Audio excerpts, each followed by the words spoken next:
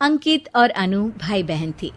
माँ बाप के देहांत के बाद बड़ी बहन अनु ने दिन रात मेहनत करके अंकित की देखरेख की और उसे पढ़ा लिखा कर पैरों पर खड़ा किया था।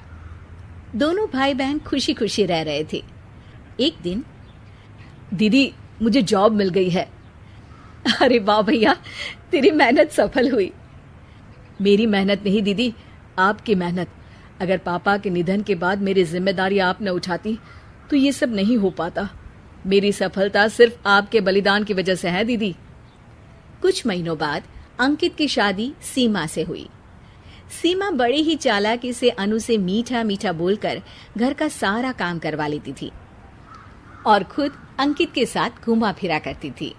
वैसे तो वो सिर्फ खाना बनाने का काम ही घर में करती थी, लेकिन अब उसे उससे भी छुटकारा चाहिए था। इसीलिए एक दिन, दीदी मेरे हाथ का खाना अंकित को पसंद नहीं आता, क्या आप खाना बना दोगी प्लीज? अरे हाँ, ये भी कोई कहने की बात है, जरूर। सीमा इस बात से मन ही मन बड़ा खुश होती है और अगले दिन के झाड़ू पोछे के काम से छुटकारा पाने के लिए एक और तरकीब लड़ाती है। हॉल में जोर जोर से कराहने लगती है। उसके कराहने की आवाज सुनकर अनु हॉल में भागती हुई आती है। क्या हुआ सीमा? दीदी लगता है मेरी कमर अकड़ गई है। वो क्या है ना, मुझे झाड़ू पोछा करने की आदत नहीं है ना। मेरी मम्मी पापा ने मुझसे कभी ये काम नहीं करवाया। अरे कोई बात नहीं, झाड़ू पोछा ही तो है, मैं कर लिया करूंगी। ऐसे ही धीरे धीरे सीमा ने घर के सारे कामों का बोझ अनु पर डाल दिया। घर का सारा काम अनु करती थी, फिर भी सीमा को अनु से छुटकारा चाहिए था। इसलिए एक दिन वो अंकित के ऑफिस से लौटने से ठीक पहले ढेर सारे कपड़े लेकर धोने का नाटक करने बैठ जाती है। अरे सीमा, इतने कपड़े? अब क्या करूं, अकेली पड़ जाती हूँ। करना तो मुझे ही है ना।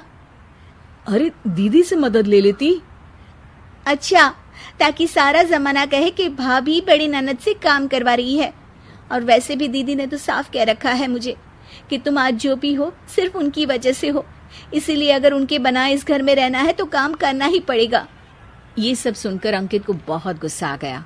उसने अनु को बुलाकर कहा, दीदी ये घर पापा ने बनाया था और इसमें मेरा भी हिस्सा है और मुझे वो चाहिए।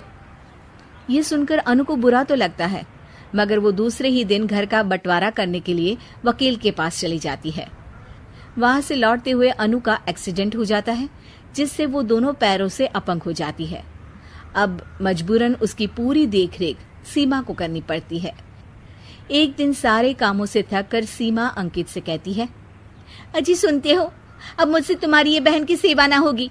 अगर कल तक तुम इसका बंदोबस्त नहीं करते तो मैं घर छोड़कर चली जाऊंगी। अरे ये कैसी बातें कर रही हो?